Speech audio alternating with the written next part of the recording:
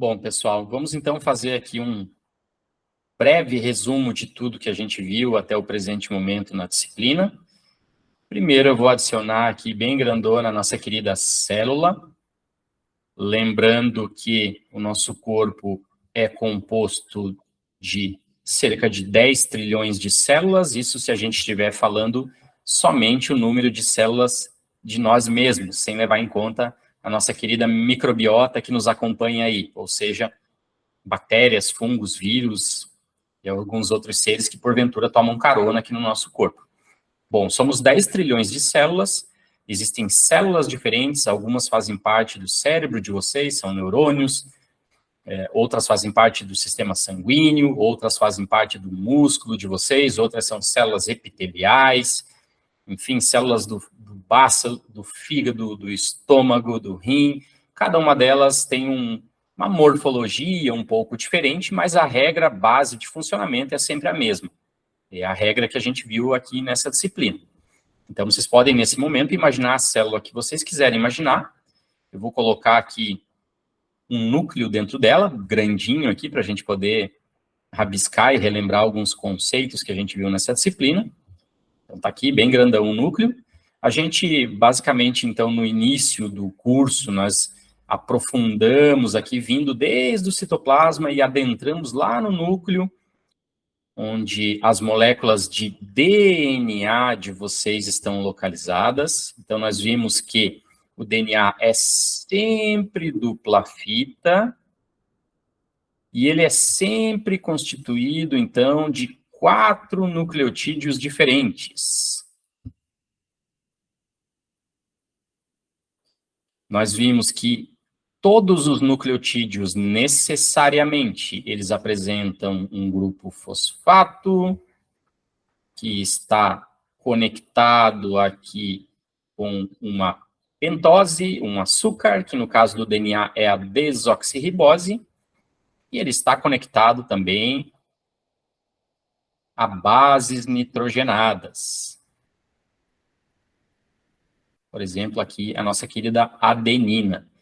Então, o fosfato, o açúcar e a base nitrogenada compõem, na sua totalidade, um nucleotídeo. Por que nós temos 4 nucleotídeos diferentes? Porque as bases nitrogenadas variam. Elas podem ser a adenina, a citosina, a timina ou a guanina. Ok? Vamos voltar, então, aqui para dentro do núcleo para ver mais umas coisinhas interessantes. Bem, se o DNA é uma dupla fita de nucleotídeos, como é que ele se estabiliza? Ele se estabiliza, basicamente, fazendo pareamentos específicos entre os nucleotídeos adenina numa fita e timina na outra. A gente brincou no curso que isso seria água tônica. Ou, em algumas outras regiões, a molécula de DNA poderá se estabilizar fazendo pareamentos entre citosina e guanina. A gente brincou que seria a cerveja gelada.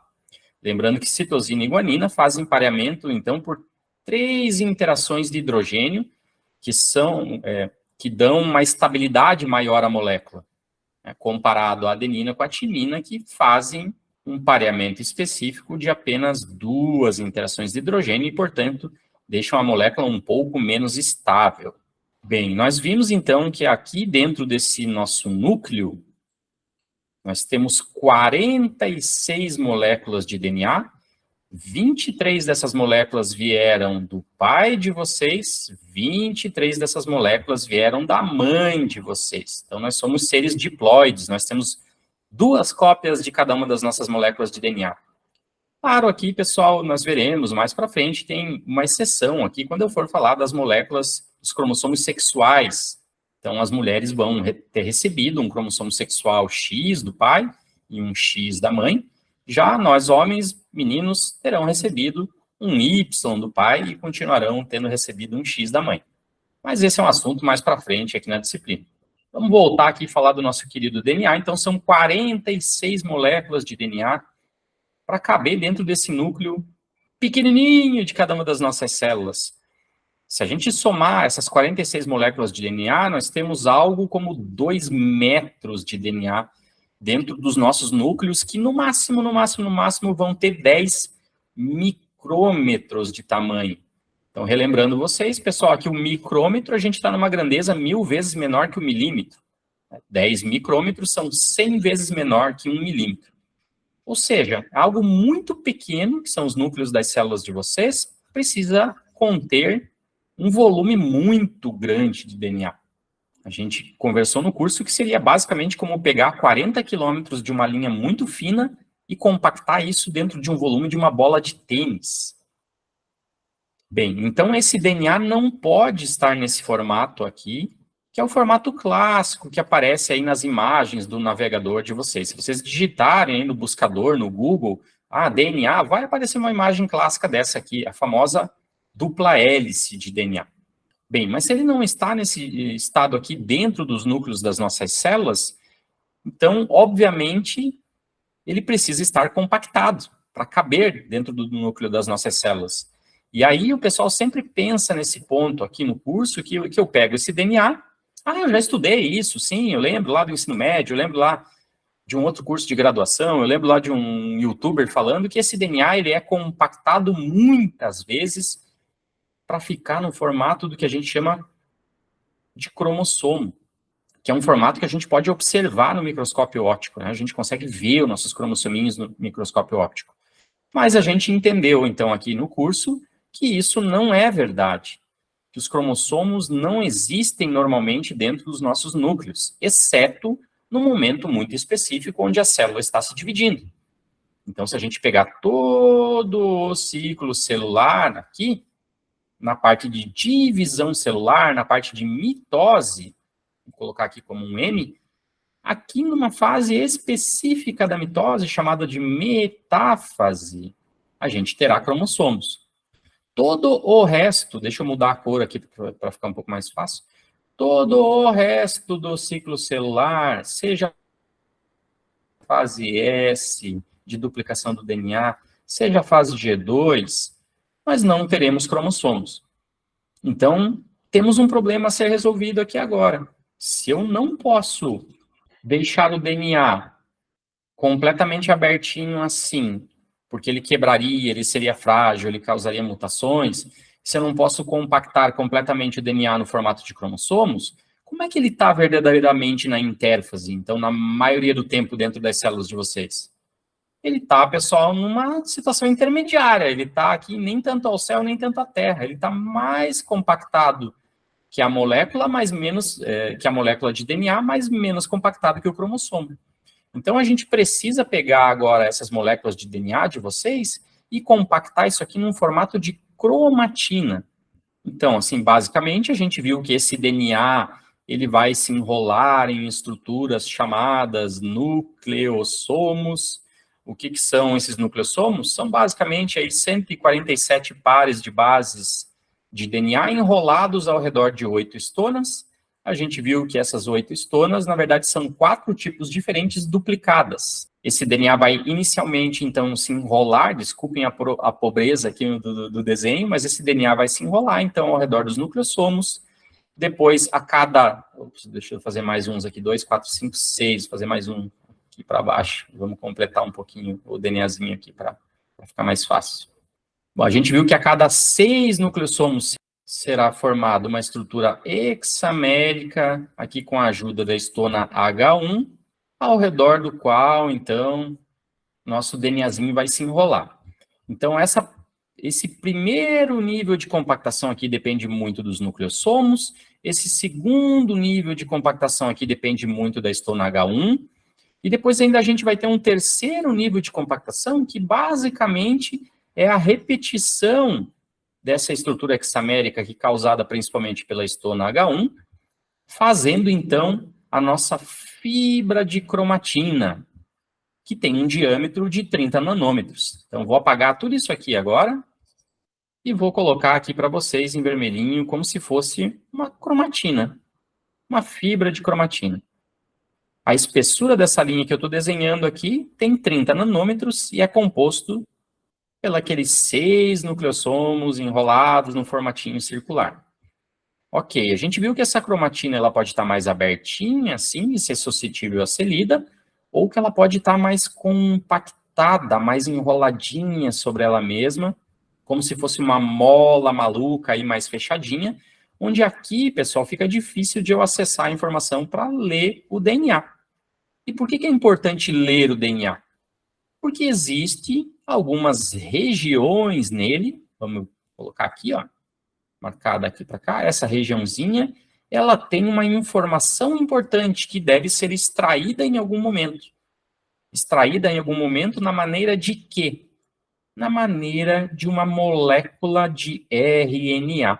Bom, se tudo isso aqui em vermelho é uma fibra de cromatina, que é composta por DNA enrolado lá nos nucleossominhos, tem algumas partes do nosso DNA, algumas partes da nossa cromatina que são especiais, porque a partir dali sai uma informação para fazer uma molécula de RNA.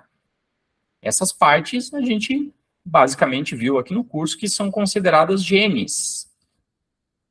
Ou seja, os genes estão localizados no DNA de vocês, o resto do DNA continua sendo DNA, só que ele tem outras funções. Ele não tem uma função de ser lido para, a partir dali, sair uma molécula de RNA.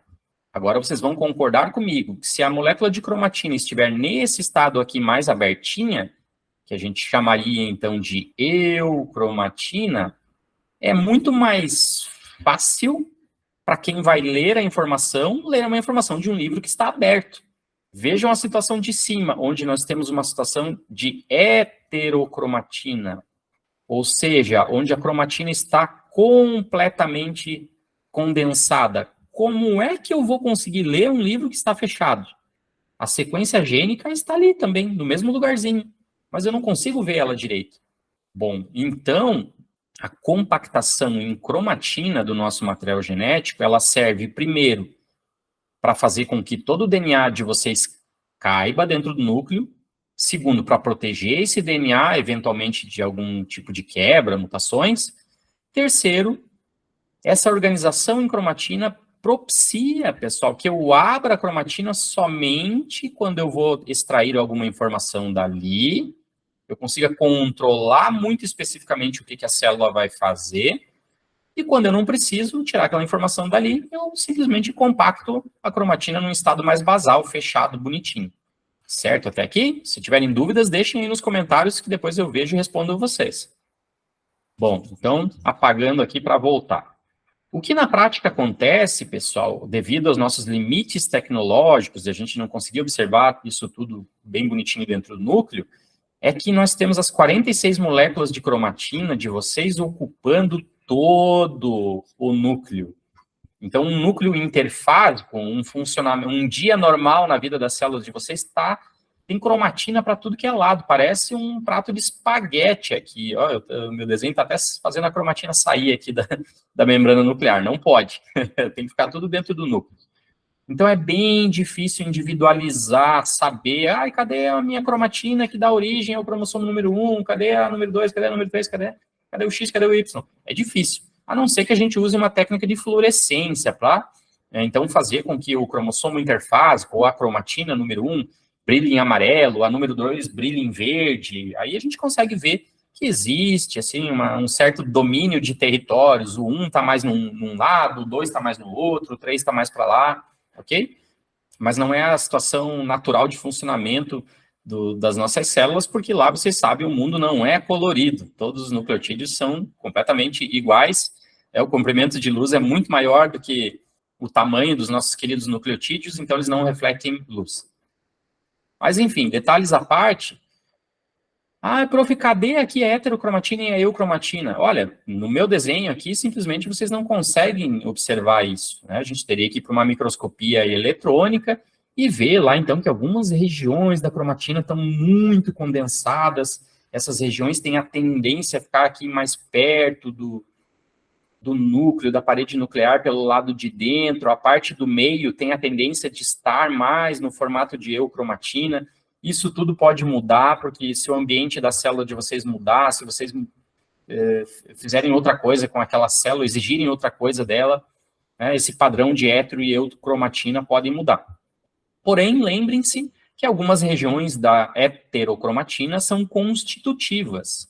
Então, existe aquela heterocromatina constitutiva que sempre vai estar naquela célula com o material condensado. Por que que existe isso, prof? Porque a informação para fazer tudo no corpo de vocês está em todas as células de vocês. Só que, como a gente brincou, nós não queremos que nasça um dente no dedão do pé. A gente não quer que comece a nascer cabelo no fígado. Ou seja, as células acessam informações de genes específicos conforme a região onde elas estão localizadas. Já aquela heterocromatina facultativa, então é aquela que, opa, essa informação pode ser utilizada por essa célula. Aí depende do ambiente. Que ambiente eu estou submetendo essa célula? O que eu estou exigindo dela? Caso eu não use aquela informação, essa parte aqui da heterocromatina também vai ficar condensada normal, fechadinha e beleza. E se um dia usar aquela informação, ela poderá ser usada e beleza, e vamos embora. Maravilha. Então, vamos tentar desenhar aqui uma região de um gene que está lá na nossa eucromatina, mais para a parte interna do núcleo. Está ali, ele pintadão, e agora vamos apagar tudo isso aqui e vamos dar um zoom para ver o que aconteceu lá naquele gene especificamente.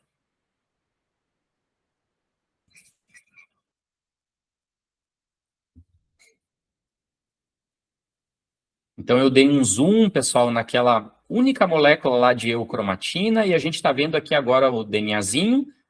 Esse fiozinho aqui representa uma única fita de DNA. Como vocês já sabem, a molécula de DNA ela precisa ser dupla fita, então está aqui, certo? Demos um super zoom, chegamos lá, numa região, então, que contém o gene que estava brilhando ali anteriormente. Por que isso é considerado um gene? Porque uma enzima RNA polimerase é capaz de ler essa informação localizada no DNA, sintetizando, então, como a gente falou anteriormente, uma molécula de RNA. Se a informação aqui no DNA era adenina, adenina, adenina, adenina, a nossa RNA polimerase fará uma molécula de uracila, uracila, uracila, uracila. Faz pareamento com U. Se a informação aqui no gene segue com citosina, citosina, citosina, citosina, teremos no nosso RNA guanina, guanina, guanina, guanina, porque C faz pareamento com G. Ou seja, pessoal, a RNA polimerase é um trabalhador muito efetivo, mas ela precisa ler alguma coisa para sintetizar todos os nossos RNAs. Não nasce RNA aleatoriamente dentro da célula de vocês. A informação para produzir eles está localizada no DNA, nos genes de vocês. Beleza, mas como que a coitada da RNA polimerase acha dentro daquele núcleo interfásico lotado de cromatina o que é gene, onde que ela deve transcrever, onde que ela não deve transcrever? É um trabalho extremamente difícil mesmo.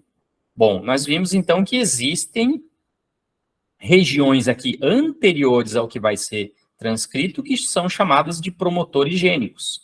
A gente falou de um promotor gênico clássico, que é o nosso querido TATABOX, que tem lá como se fosse um password localizado aqui anteriormente ao que vai ser transcrito. Então, a RNA polimerase consegue ser posicionada pelos fatores de transcrição sempre no mesmo lugar e ler sempre a mesma informação do DNA, fazendo sempre o mesmo RNA. Essa é a beleza, essa é a mágica aqui do mecanismo. Só que lembrem, pessoal, que para ela ser posicionada no TATABOX e ler o gene e fazer o RNA, essa molécula de DNA aqui terá que fazer parte de uma região de eucromatina. Então, tudo começa primeiro abrindo a cromatina de vocês. Por exemplo, a gente viu no curso aqui com acetilações das histonas, transforma aquela região de heterocromatina para eucromatina, o promotor fica visível, a RNA polimerase pode achar ele com seus fatores de transcrição, depois ela vai fazer, então, aqui um RNAzinho. Ok? Beleza? Fechou? Não, ainda estamos dentro do núcleo. Então, vamos apagar aqui para seguir. Tá aqui o RNA de vocês, que é fita simples. Vou simplificar aqui um pouquinho também o U, GGG. Vou botar mais um G ali. Pronto, essa é a sequência de RNA.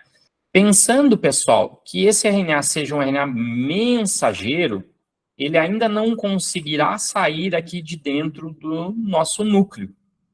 que, como a gente viu no curso, é um local muito controlado para entrar ou para sair. Então, nós precisaremos processar esse RNA mensageiro, para que daí sim ele possa ir lá para o citoplasma, onde a mágica final dessa parte do curso acontecerá, a produção das nossas proteínas.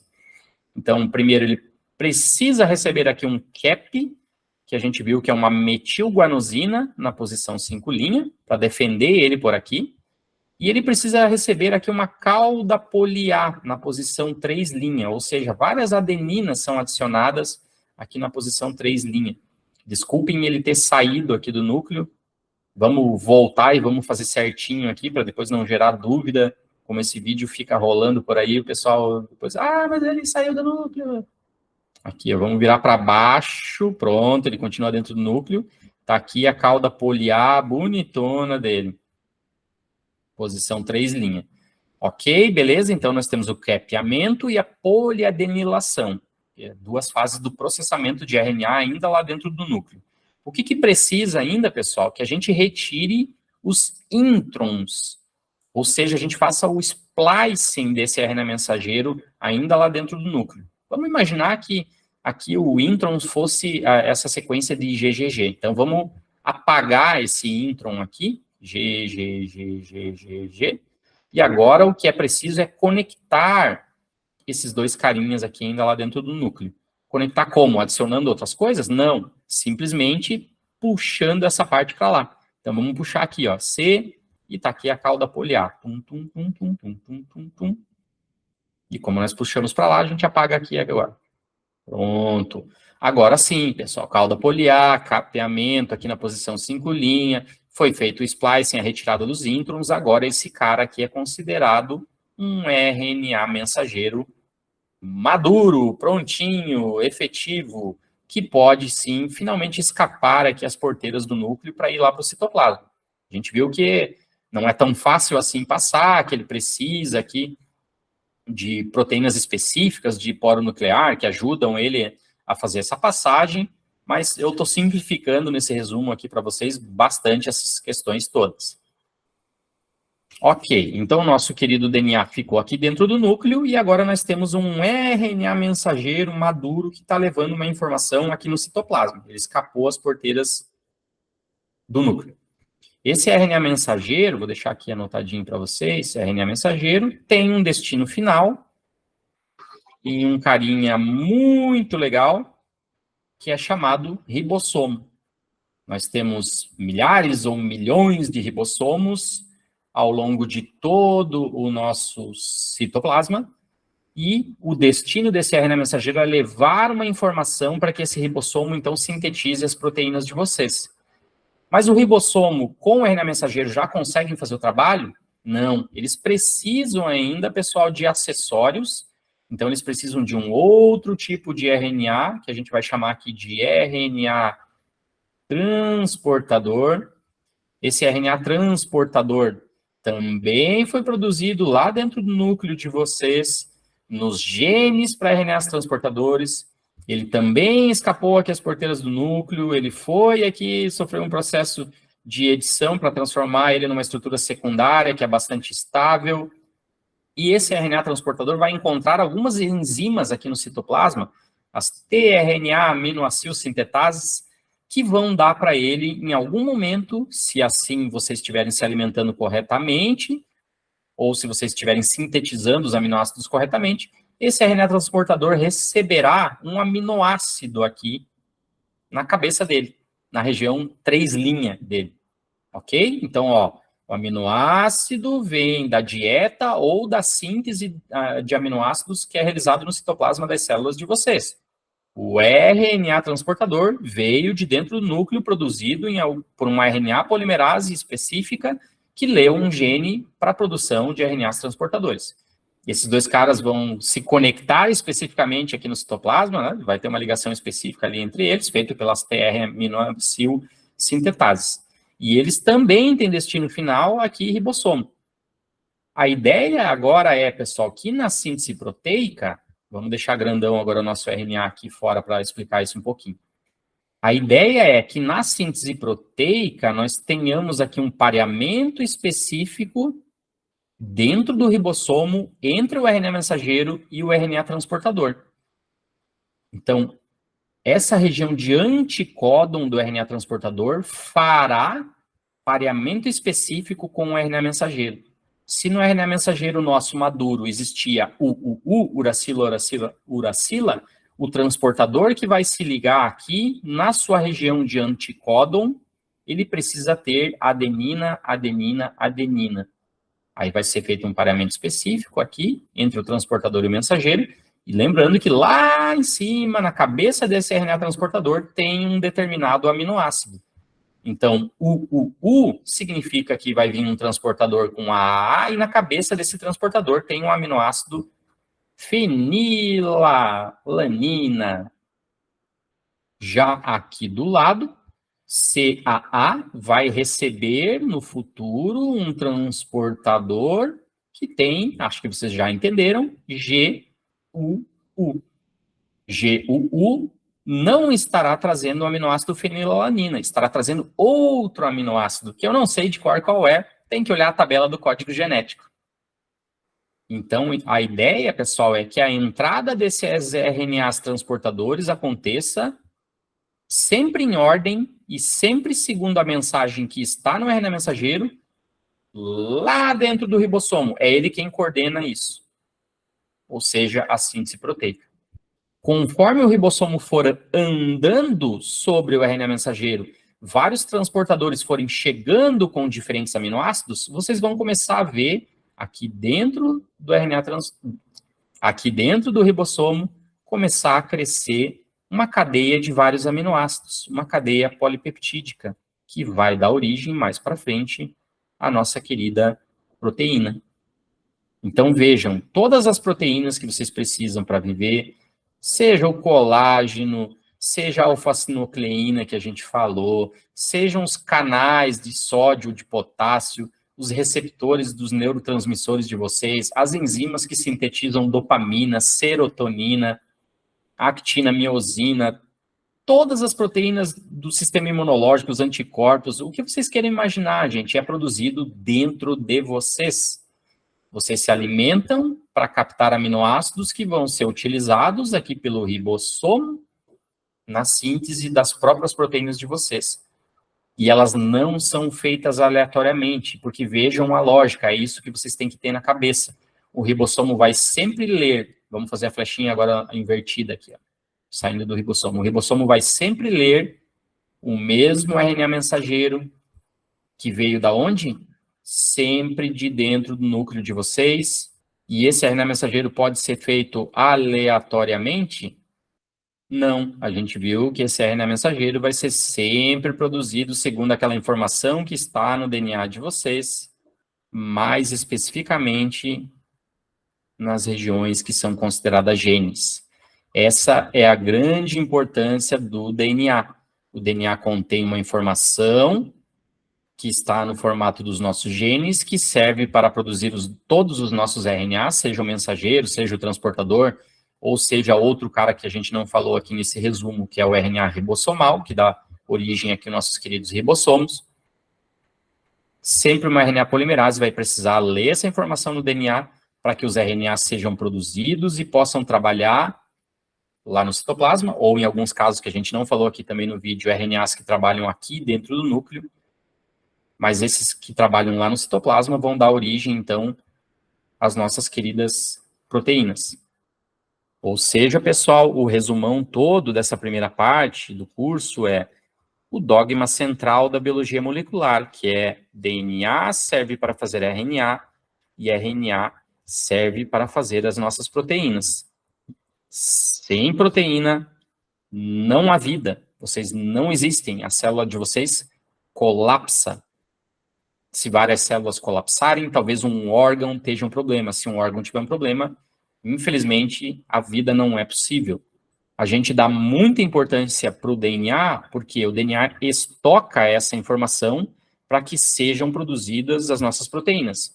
Mas vejam, nós falamos várias vezes isso ao longo do curso, que o DNA está lá dentro do núcleo e ele é passivo, ele não sai de lá, ele precisa ser descompactado para ser lido no formato de eucromatina, Alguém tem que extrair essa informação, alguém tem que fazer uma molécula intermediária, os RNAs, alguém tem que passar para fora lá do núcleo para chegar lá no ribossomo, para alguém construir as nossas proteínas, para aí sim existir vida. Ok, pessoal? Lembrando que a gente tem mais um complicador aqui no meio do caminho. Vou apagar aqui para conversar um pouquinho a respeito disso com vocês. Mantendo essa lógica do dogma central na cabeça de vocês e dando um passinho atrás aqui, naquele momento do núcleo interfásico, onde o núcleo estava lotado de eu e de heterocromatina, cheiaço mesmo. Heterocromatina mais aqui pelas bordinhas, eocromatina mais pelo lado de dentro, enfim, não vou voltar toda nessa questão aqui agora, senão vai ficar muito repetitivo.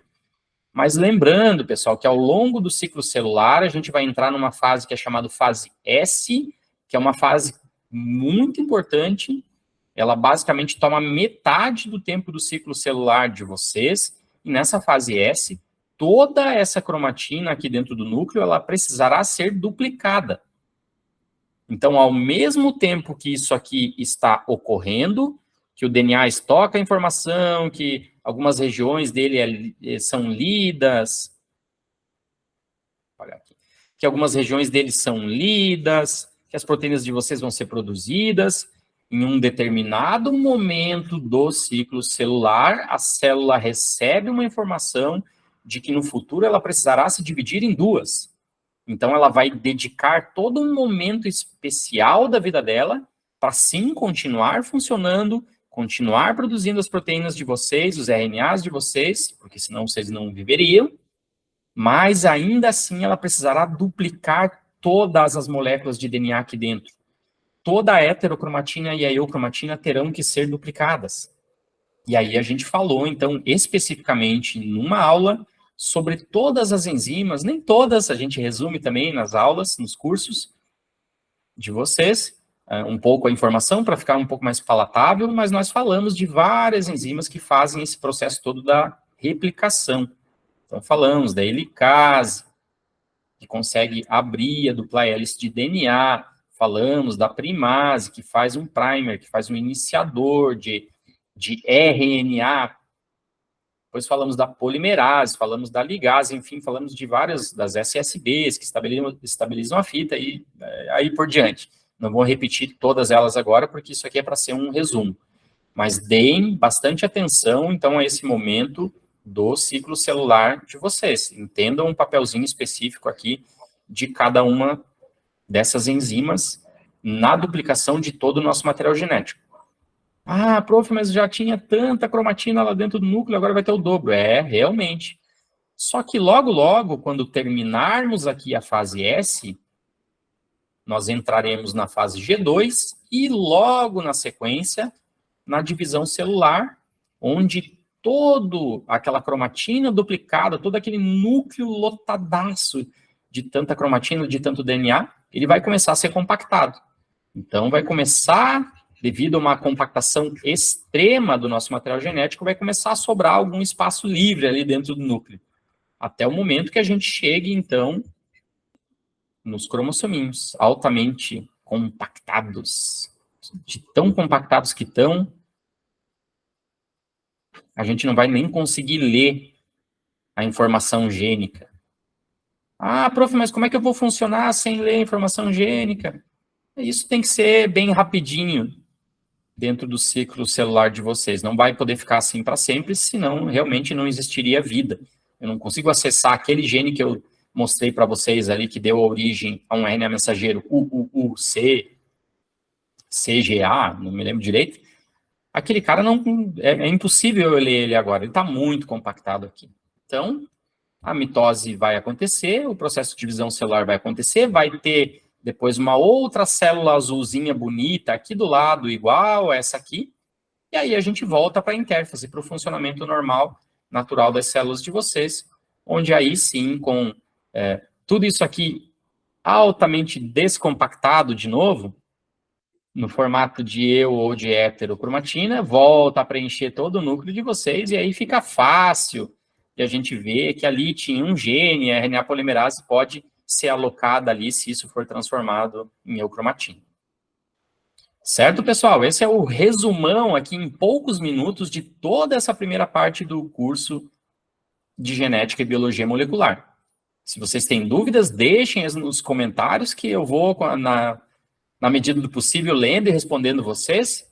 Se não, um grande abraço e nós nos vemos nos próximos assuntos do nosso curso. Até lá!